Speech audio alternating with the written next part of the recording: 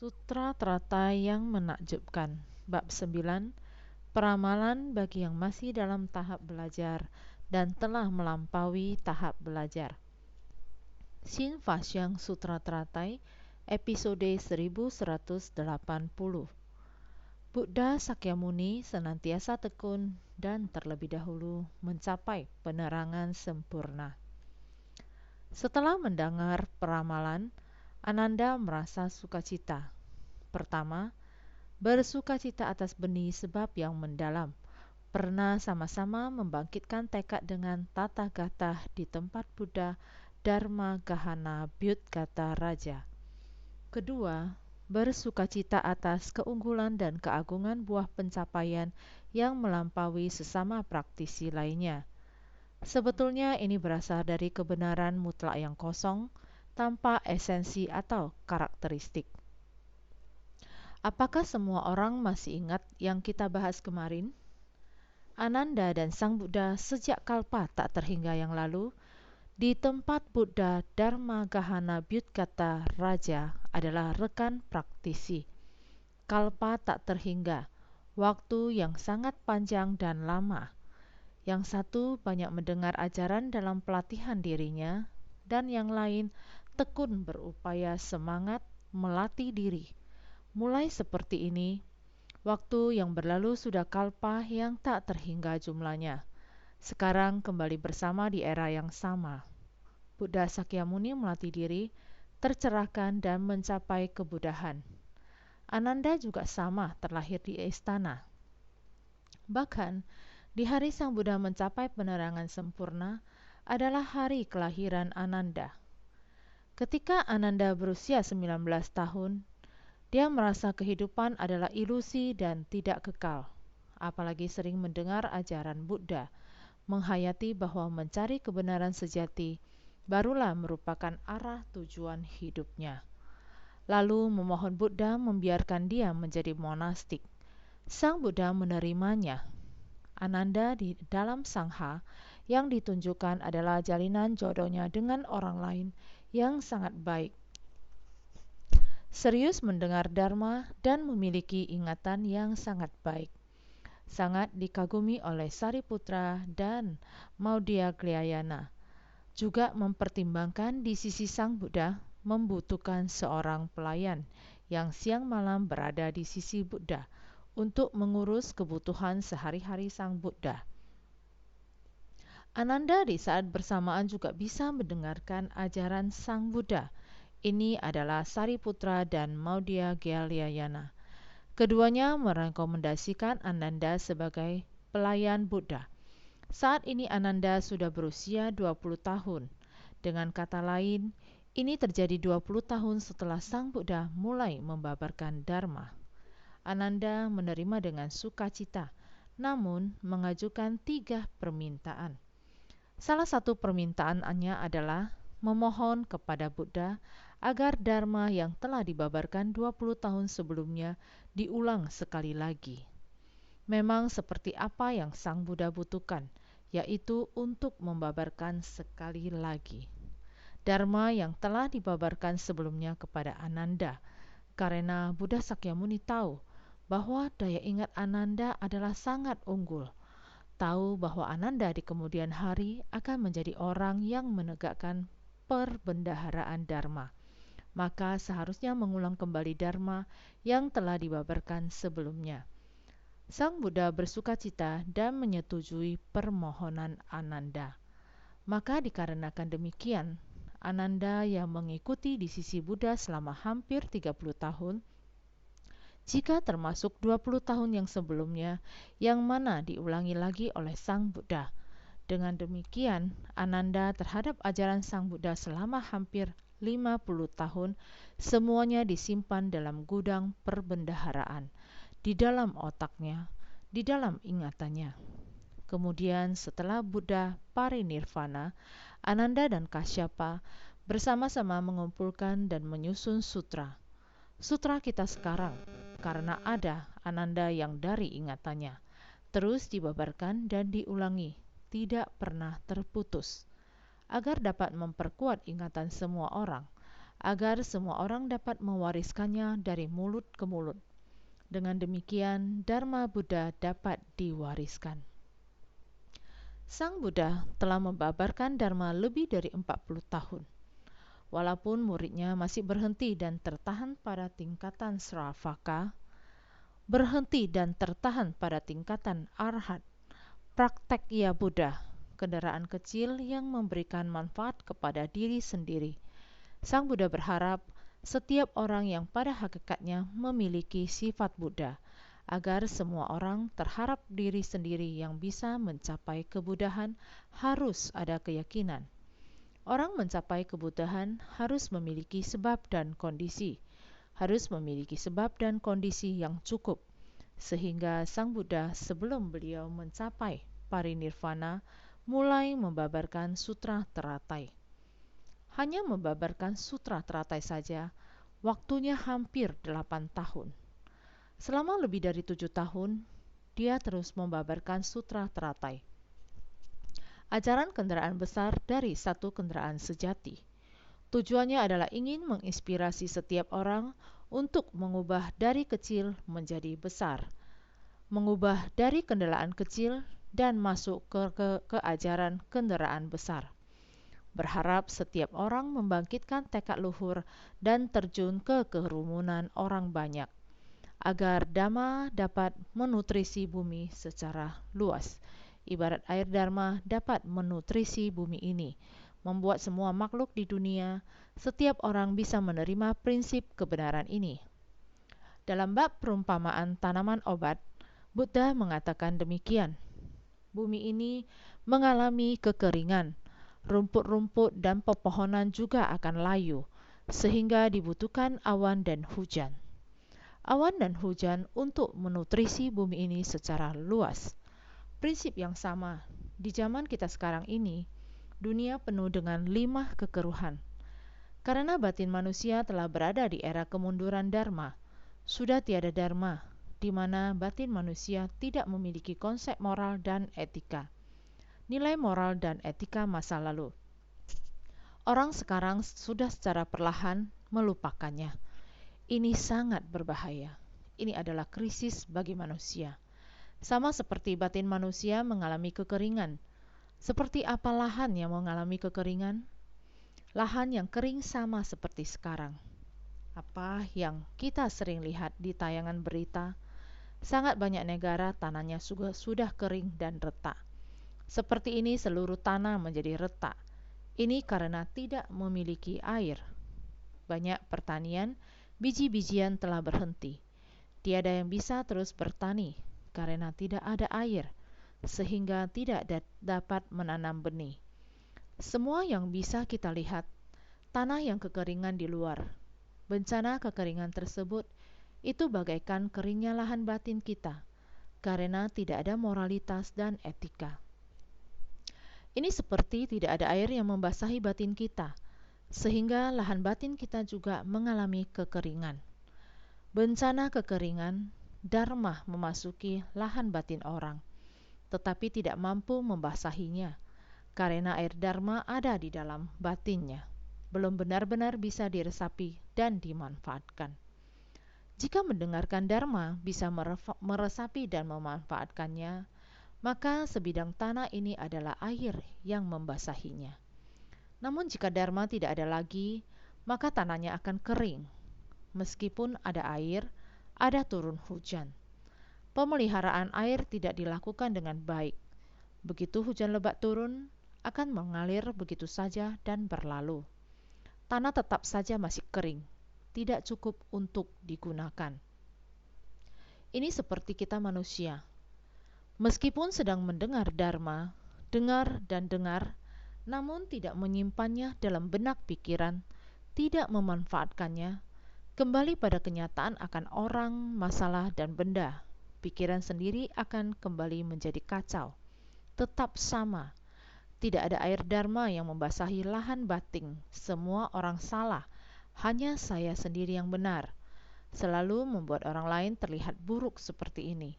Hanya tahu membuat diri sendiri terlihat bagus. Dunia yang seperti ini hanya ada seember air untuk menjaga pot bunga saya sendiri. namun tidak tahu, di luar pot bunga ini semuanya mengalami kekeringan. Kamu hanya menjaga pot bunga kamu sendiri saja. Di luar, jika sudah mengalami kekeringan, juga tidak akan ada air lagi. Tidak perlu beberapa hari pot bunga, airnya juga akan kering. Tanah dalam pot bunga malahan akan lebih kering dari tanah di luar. Bunga ini akan layu. Pandangan dan pemikiran kita sangat dangkal.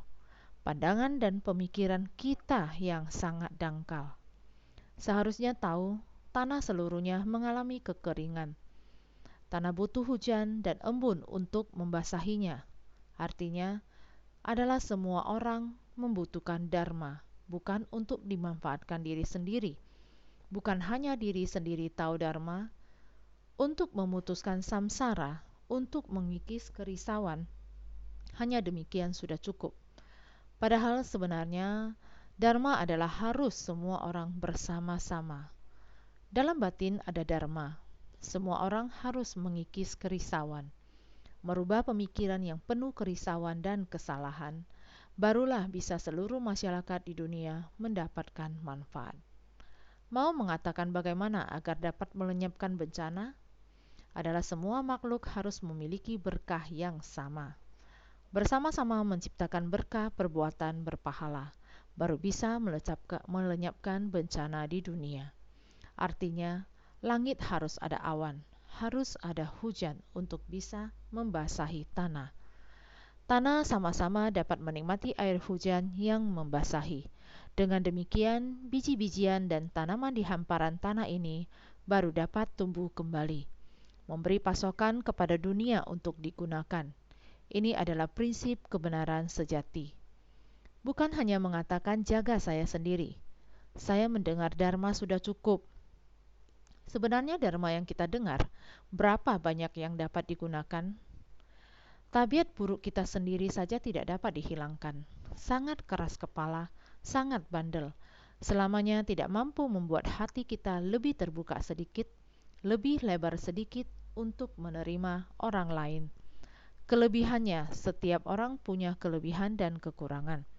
Kelebihannya diperbesar sedikit, kekurangannya diperkecil sedikit. Jika bisa seperti itu, masing-masing saling hidup berdampingan.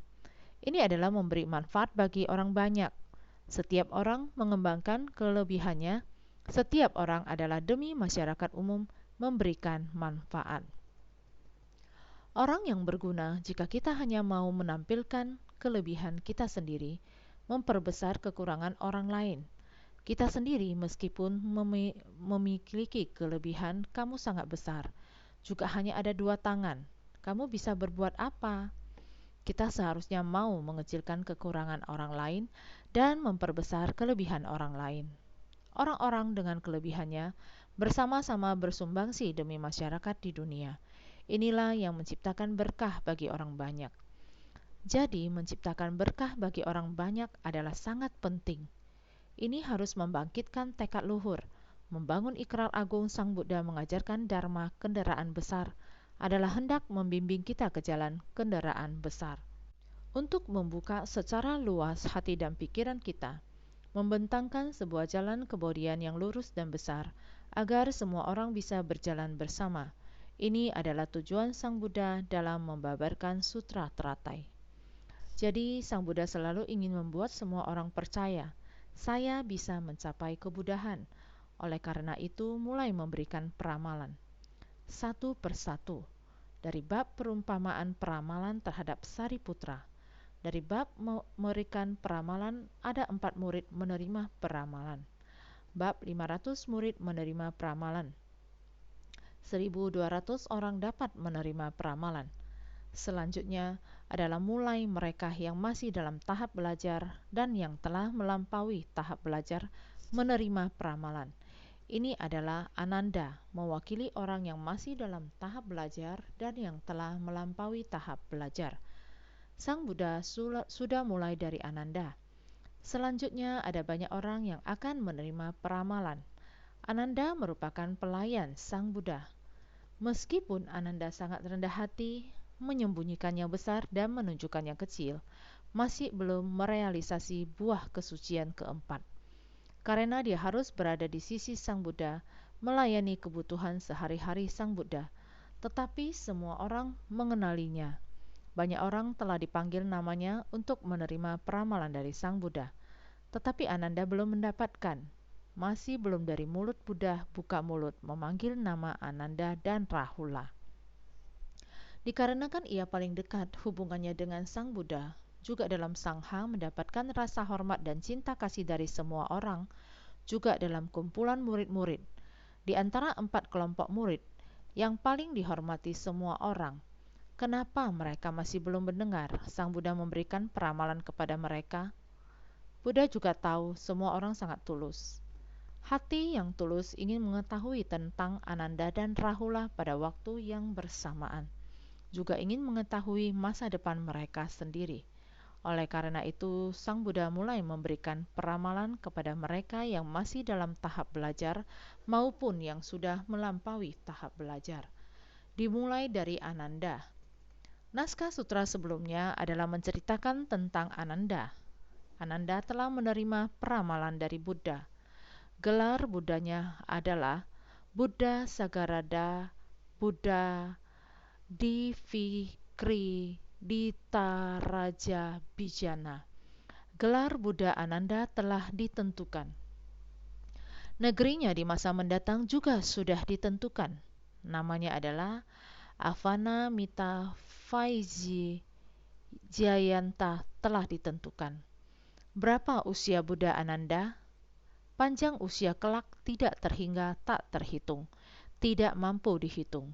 Sang Buddha telah mengatakan ini. Panjang usia Buddha yang tak terukur seperti ini tidak dapat dihitung. Panjangnya usia sebanyak koti yang tak terhingga.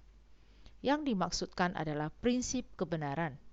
Sejak awal hingga akhir adalah tiada akhir, tiada awal, yaitu tidak memiliki angka. Maka disebut kalpa tak terhingga, tidak mampu untuk dihitung. Ini adalah prinsip kebenaran. Selamanya ada, senantiasa ingin membuat semua orang membuat ingatan ini terus diingat. Mendengar Dharma tidak hanya dengar saja, mengalir lewat begitu saja. Ananda adalah melambangkan perbendaharaan Dharma. Ananda adalah mewakili segala prinsip sejati. Sang Buddha sudah mengatakan, Ananda adalah yang menegakkan Dharma, yang menegakkan perbendaharaan Dharma. Jadi Dharma adalah abadi. Ananda telah mendengar dan telah memahami. Jadi telah mendengar peramalan. Sang Buddha juga menyebutkan jalinan jodoh antara Ananda dan dirinya. Mengapa Ananda setelah mencapai kebudahan bisa begitu panjang usianya? Apa sebab dan kondisi Ananda bisa memiliki 30 citra agung, begitu agung? Sifat tercerahkan Ananda bisa begitu terang, bisa mendapatkan begitu banyak orang yang menghormati dirinya, mengasihi dan mendukung dia. Semua orang ingin bertanya kepada Sang Buddha. Memohon Buddha menjelaskan jalinan jodoh Ananda. Meskipun semua orang tidak mengucapkan, namun Sang Buddha tahu niat hati semua orang. Jadi mulai berbicara tentang Ananda dan Buddha dirinya sendiri, tentang jalinan jodoh mereka berdua. Bukan hanya saat ini merupakan kerabat dekat. Sebenarnya sebelum kalpa-kalpa tak terhingga sebelumnya, mereka sudah menjadi saudara sedharma. Mereka adalah sesama pelajar, sesama praktisi. Namun sesama pelajar, sesama praktisi ini menegakkan praktek Dharma yang berbeda. Ananda bersukacita dalam mendengarkan Dharma, tapi pembinaan diri Buddha Sakyamuni sejak awal adalah melatih praktek upaya bersemangat. 6 paramita dan puluhan ribu prakteknya, ini adalah berlatih di tempat yang sama. Namun tekad yang dibangkitkan berbeda, urutan juga berbeda. Seperti kita sekarang ada begitu banyak orang bersama-sama di satu tempat, berlatih di satu lahan pelatihan diri. Tabiat setiap orang berbeda. Kapasitas pelatihan diri setiap orang juga berbeda. Prinsip yang sama. Ini adalah naskah sutra sebelumnya. Setelah mendengar peramalan, Ananda merasa sukacita. Semua orang setelah mendengar peramalan seperti ini, terutama Ananda mendengar peramalan, sangat bersukacita. Sukacitanya yang pertama, jalinan jodoh ini demikian dalamnya. Ternyata pada kalpa yang tidak terhingga sebelumnya sudah menjadi praktisi yang melatih diri bersama Buddha, bersama dengan Tathagata membangkitkan tekad di saat yang sama. Melatih diri di waktu yang sama, di tempat Buddha Dharma Gahana Bhyudgata Raja. Oleh karena itu, Ananda bersukacita.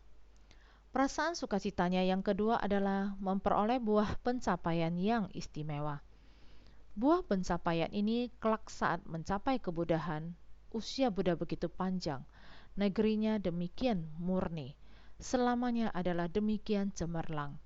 Dharma sejatinya demikian cemerlang, dalam waktu yang panjang, 2 kali lipat panjang usia hidupnya. Maka Dharma sejati ini, bagaimana dengan masa Dharma mirip? Juga sama, waktu akan berlalu. Ada lagi masa Dharma mirip 2 kali lipat dari masa Dharma sejati. Dengan demikian bisa terus tanpa henti mewariskan Dharma ini. Karena inilah Ananda sangat bersukacita. Sebenarnya ini berasal dari kebenaran mutlak yang kosong tanpa esensi atau karakteristik. Baik itu panjang usia kehidupan, semuanya tetap berasal dari kebenaran mutlak, yaitu prinsip kebenaran. Panjang usia kehidupannya kembali pada prinsip kebenaran. Prinsip kebenaran yang sangat mendalam dan menakjubkan. Masa Dharma sejati di dunia bersifat abadi. Hanya saja kondisi batin manusia perlahan-lahan ditutupi oleh kegelapan batin. Perlahan-lahan berada dalam kegelapan batin. Sebenarnya, prinsip dari kebenaran mutlak selamanya berdiam di dalam batin. Hanya saja tanpa esensi atau karakteristik. Kita ingin mengatakan tah berada di mana? Maka katakan kepada semua orang, tah itu adalah kebenaran sejati. Kebenaran sejati itu di mana? Tidak terlihat. Namun segala sesuatu benda yang berkondisi jika kita menganalisanya, yang manakah yang tidak mengandung prinsip materi di dalamnya? Bagaimanapun semuanya mengandung prinsip, maka harus melewati banyak proses menganalisis prinsip kebenaran yang berbeda, menghasilkan sifat materi yang berbeda. Di dalam suatu materi semuanya mengandung hal yang sama yang disebut prinsip. Prinsip kebenaran, kebenaran sejati yang terkandung di dalamnya sama juga. Apabila kita dapat memahami prinsip kebenaran ini secara tuntas, Ananda mencapai kebudahan usianya tak terhingga. Puluhan juta koti kalpa yang tak terhingga. Dharma sejati dan Dharma mirip juga sama-sama selamanya ada. Hanya saja batin kita, kebiasaan buruk kita membina diri adalah harus bisa melatih batin kita. Kebiasaan buruk kita, tabiat itu dapat diperbaiki. Itu yang disebut sifat tercerahkan. Sifat tercerahkan dengan sendirinya akan kembali ke lautan kebijaksanaan. Kebijaksanaan akan terbuka. Apa yang dilihat, tidak ada yang tidak sesuai keinginan kita. Segala orang, masalah dan benda yang ditemui, tidak ada hal yang dapat membangkitkan kerisauan kita. Inilah orang yang tercerahkan. Hanya ada berbelas kasihan kepada para makhluk. Masalah itu tidak ada hubungannya dengan kita. Hanya berbelas kasihan akan penderitaan para makhluk. Ini adalah prinsip kebenaran dari berbelas kasihan tanpa syarat dan mengasihani insan lain bagai terhadap diri sendiri. Oleh karena itu, Sang Buddha selalu bersukacita dan selalu rela memberi. Maha cinta kasih, maha belas kasih, maha sukacita, dan maha keikhlasan. Hanya bersumbangsi demi orang banyak. Ini adalah prinsip kebenaran. Oleh karena itu, kita harus sangat bersungguh hati.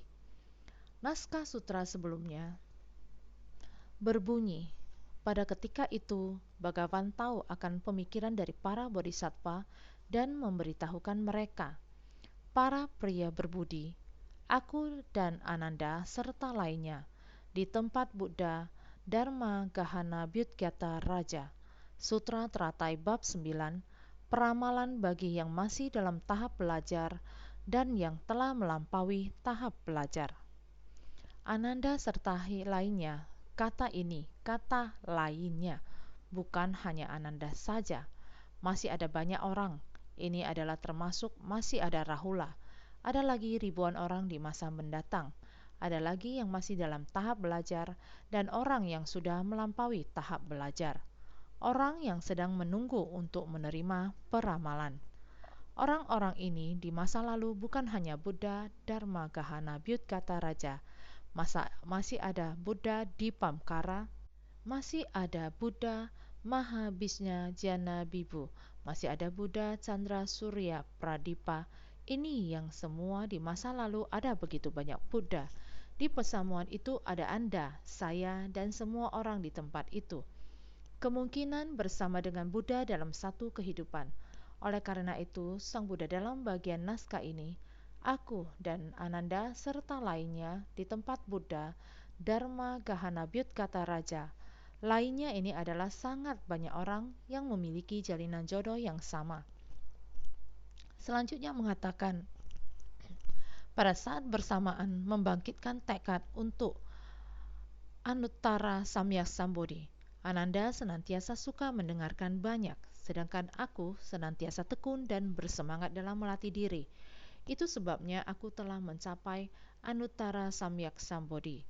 Sutra Teratai Bab 9, peramalan bagi yang masih dalam tahap belajar dan yang telah melampaui tahap belajar. Semua orang bersungguh hati. Ananda bersukacita mendengarkan banyak, yaitu sangat suka mendengarkan Dharma. Tapi saya Buddha Sakyamuni adalah senantiasa tekun dan bersemangat dalam melatih diri. Karena seperti ini, saya sudah memperoleh Anuttara Samyak Sambodhi. Ini adalah membangkitkan tekad pada saat bersamaan, membangkitkan tekad untuk mencapai jalan agung pencerahan sempurna yang tiada tara. Ini adalah dengan Ananda. Meskipun dengan Ananda dan yang lainnya, tapi terutama Ananda di tempat Buddha Dharma Gahana Byutkata Raja, tekad yang dibangkitkan pada saat bersamaan adalah membangkitkan tekad untuk Anuttara Samyak Sambodhi. Ini adalah tekad untuk mencapai jalan agung, pencerahan sempurna yang tiada tara. Pada saat bersamaan membangkitkan tekad untuk Anuttara Samyak Sambodhi, pada saat bersamaan membangkitkan tekad untuk mencapai jalan kebodihan agung, pencerahan sempurna yang tiada tara. Meski berlatih di tempat yang sama, juga sama banyak orang, masih berhenti dan berdiam di kendaraan kecil. Namun pada saat Buddha Dharma Gahana Byutkata Raja, ada dua orang bersamaan membangkitkan ikrar agung. Satu adalah Buddha Sakyamuni, satu lagi adalah Ananda. Ananda mendengar Dharma kendaraan besar juga sangat sukacita, mau membangkitkan tekad agung. Namun, Buddha Sakyamuni saat itu mendengar Dharma kendaraan besar. Dia segera selain bersukacita, juga mempraktekkan dalam tindakan nyata. Dharma 6 paramita dan ribuan prakteknya sangat tekun dan bersemangat. Oleh karena itu, Buddha Dharma Gahana Byutkata Raja adalah Buddha Sakyamuni pada 3 masa Asamkhya Kalpa dulu. Seorang Buddha yang ditemuinya, maka bisa mengetahui Buddha sudah berapa lama melatih diri. Buddha Sakyamuni di masa 3 Asamkhya Kalpa dulu, tempat pelatihan diri. Buddha itu adalah Buddha Dharma Gahana Byutkata Raja. Buddha Dharma Gahana Byutkata Raja adalah Buddha yang ditemui oleh Buddha Sakyamuni pada 3 Asamkhya Kalpa dulu. Buddha dan Ananda sama-sama membangkitkan tekad luhur. Artinya sesama praktisi, mereka membangkitkan tekad yang sama. Tetapi praktek dan pelatihan ajaran adalah berbeda. Pada saat itu Ananda suka mendengarkan banyak, sedangkan aku senantiasa giat melatih diri. Yaitu, Ananda dan dia membangkitkan tekad agung secara bersamaan. Praktisi ini dengan dia, di saat bersamaan berada di tempat Buddha Dharma Gahana Byutkata Raja yang bersama-sama membangkitkan tekad adalah sesama praktisi. Saat bersamaan membangkitkan tekad agung, praktek dan pelatihan ajaran, namun praktek dalam tindakan nyata dan mendengarkan Dharma adalah berbeda. Praktek dalam tindakan nyata akan lebih cepat mencapai kebudahan. Jika hanya mendengar Dharma saja, harus di masa mendatang. Waktu yang amat sangat panjang baru bisa mencapai kebudahan. Sang Buddha memberikan Ananda peramalan kelak bisa mencapai kebudahan. Itu adalah masih harus di masa mendatang yang amat sangat panjang, Ananda baru bisa mencapai kebudahan. Kalian pikir, 3 asam kya kalpa dulu, 2 orang di saat bersamaan membangkitkan tekad agung, walaupun adalah membangkitkan tekad agung. Yang satu selalu ingin mendengarkan ajaran kendaraan besar, sangat sukacita mendengarkan ajaran kendaraan besar. Satunya lagi mempraktekkan dalam tindakan nyata. 6 paramita dan ribuan prakteknya. Ini adalah Ananda senantiasa suka mendengarkan banyak, sedangkan aku senantiasa tekun dan bersemangat dalam melatih diri. Karakter Ananda adalah suka dan selalu mendengarkan banyak dan menyerap dharma, sedangkan aku senantiasa tekun bersemangat dalam melatih diri dan menegakkan dharma. Pada saat itu, Ananda suka mendengarkan banyak, sedangkan aku senantiasa giat melatih diri. Ini adalah pada masa 3 asam kya kalpa dulu. Kebiasaan Ananda adalah seperti ini. Dia hanya suka mendengarkan sutra. Ini adalah berada dalam dharma. Dia bisa, suka dan selalu mendengarkan banyak dan menghirup dharma. Dia sangat suka mendengarkan. Dengar punya dengar, dharma kemudian masuk ke dalam hatinya dan tersimpan di dalam hatinya. Sama seperti Ananda pada saat sekarang. Ananda adalah selalu menjadi pelayan Buddha dan segala yang diucapkan Sang Buddha, dia akan menyimpannya di dalam hati. Menghirup dharma. Jadi sekarang semua orang sangat populer mengatakan menghirup keharuman dharma. Benar, mendengar dan mendengar, membuat dharma yang didengar menjadi milik diri sendiri, membuat keharuman ini, keharuman yang berasal dari luar terus kita hirup. Dengan sendirinya tubuh kita ketika kita keluar, membuat orang akan dapat menciumnya. Hai, tubuh kamu mengapa ada keharuman seperti ini? Apakah ini harum melati? Harum bunga magnolia? Ini tergantung pada bunga apa yang kamu hirup. Setelah menghirupnya, dengan sendirinya kita akan menjadi harum. Prinsip kebenaran demikian. Ananda adalah demikian terus menyerap dharma ke dalam hati, namun kurang mempraktekkan dalam tindakan nyata.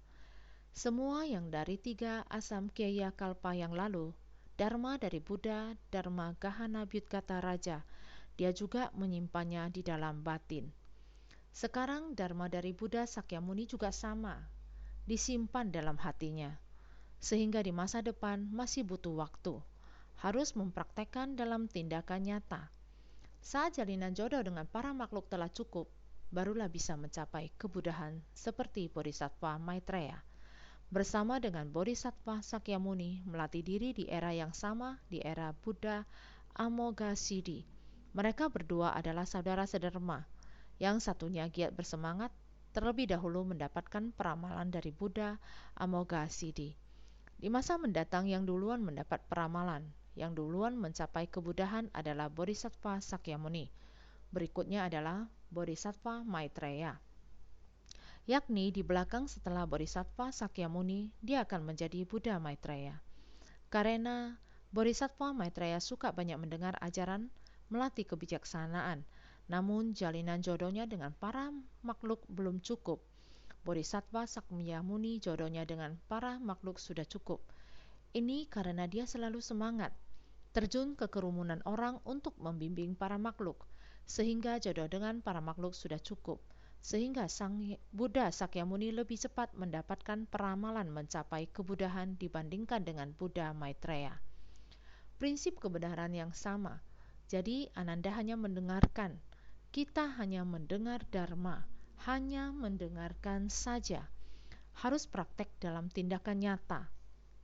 Sehingga, sedangkan aku senantiasa tekun dan bersemangat dalam melatih diri, ini adalah Buddha Sakyamuni. Ananda hanya mendengarkan dharma. Saya tekun dan bersemangat, sama dengan Buddha Sakyamuni dan Bodhisattva Maitreya. Hanya saja Buddha Sakyamuni tekun dan bersemangat masuk ke tengah orang banyak menjalin jodoh baik. Sehingga Buddha Sakyamuni duluan menerima peramalan mencapai kebudahan. Banyak mendengarkan yaitu memperoleh kata-kata dari Buddha Dharma Gahana Bhyudgata Raja. Ananda banyak mendengar Buddha Dharma Gahana Byudgata Raja sedang memaparkan Dharma. Dia sangat sukacita, terus menyerapnya. Banyak mendengar, memperoleh kata-kata dari Buddha Dharma Gahana Byudgata Raja, mahir dalam berdiskusi, tetapi lemah dalam pelatihan diri, sehingga masih tertahan di pintu dari benih sebab. Giat melatih diri, yaitu memperoleh kebijaksanaan batin dari Buddha Dharma Gahana Byudgata Raja, serta menjalankan segala praktek dan menyempurnakan segala kebajikan, sehingga menaiki tahapan buah keberhasilan. Mahir dalam berdiskusi, kelebihannya adalah terus mendengar, hanya suka berdiskusi dengan orang, berdiskusi tentang Dharma Buddha, diskusi makna Dharma. Lemah dalam pelatihan diri, lemah dalam masuk ke tengah orang banyak, lemah dalam tekun dan bersemangat. Inilah kekurangannya. Kelebihannya adalah mendengar Dharma, berdiskusi Dharma dengan orang, ini kelebihannya. Kelemahannya adalah kurang pelatihan diri, sehingga masih tertahan di pintu dari benih sebab, masih berada dalam benih sebab ini, masih melatih benih sebab, masih belum mendapat buahnya. Mendapat buah barulah benar-benar mencapai kebudahan. Ini dinamakan mendapatkan buah. Saat ini masih berada dalam tahapan benih sebab masih melatih diri. Harus masuk ke tengah orang banyak, menjalin jodoh dengan para makhluk, baru bisa mencapai kebudahan. Bersemangat yaitu memperoleh kebijaksanaan batin dari Buddha Dharma Gahana Byudgata Raja, dapat tekun dan bersemangat. Buddha Sakyamuni waktu itu mendengar Dharma dari Buddha Dharma Gahana Byudgata Raja, bukan hanya sukacita, bisa memahami maksud hati Buddha, bisa mengerti maksud hati Buddha, memahami kebijaksanaan batin dari Buddha. Kita mulai dari bab metode terampil. Buddha selalu mengatakan kebijaksanaan Buddha yaitu bisa memahami maksud hati Buddha, baru bisa memahami dan menghayati kebijaksanaan Buddha. Buddha Sakyamuni di waktu itu melatih diri pada masa Buddha Dharma Gahana Byudgata Raja. Dia telah mendengarkan Dharma, dia telah mendapatkan kebijaksanaan batin dari Buddha Dharma Gahana Byudgata Raja, yaitu memahami harapan mendasar Buddha, maka menjalankan segala praktek dalam 6 paramita, juga menjalankan segala praktek yaitu berada di tengah orang banyak, menyempurnakan segala kebajikan. Kealihannya adalah melatih segala kebajikan. Pelatihan ke dalam adalah jasa, mempraktekkan keluar adalah kebajikan di tengah orang banyak, sehingga menaiki tahapan buah keberhasilan. Karena demikian, sehingga dia telah mencapai pencerahan sempurna. Itu sebabnya aku telah mencapai Anuttara Samyak Sambodhi, Tathagata Sakyamuni, hanya satu senantiasa tekun, terlebih dahulu mencapai penerangan sempurna. Bersemangat, dia hanya satu niat dan satu tekad, selalu tekun, bersemangat. Tekun masuk ke tengah orang banyak, tekun mempraktekkan 6 paramita dan berlaksana prakteknya. Sehingga karena demikian terlebih dahulu mencapai penerangan sempurna. Saudara sekalian, melatih diri harus mendengar Dharma. Setelah mendengar Dharma, mesti praktek dalam tindakan nyata. Hanya mendengar saja, hanya berdiskusi saja, hanya bisa mengatakan saja, akan tetapi kebajikan itu tidak dilatih masuk ke dalam. Hanya bekerja keras untuk menghirup Dharma, tidak ada maksud untuk giat bersemangat masuk ke tengah orang banyak. Hanya menjaga pot bunga sendiri, tidak menjaga kekeringan bumi. Kita seharusnya membasahi lahan batin setiap orang. Ini yang harus kita belajar dari Buddha Sakyamuni, menjaga diri sendiri, di saat bersamaan juga menjaga semua orang, para makhluk di dunia, sehingga diri sendiri mendapatkan keuntungan dari air Dharma, membasahi lahan batin. Juga harus dengan air Dharma ini membasahi lahan batin para makhluk di bumi. Inilah kebajikan Buddha Sakyamuni, Buddha yang buah yang dicapainya, sehingga kita setiap orang harus senantiasa lebih bersungguh hati.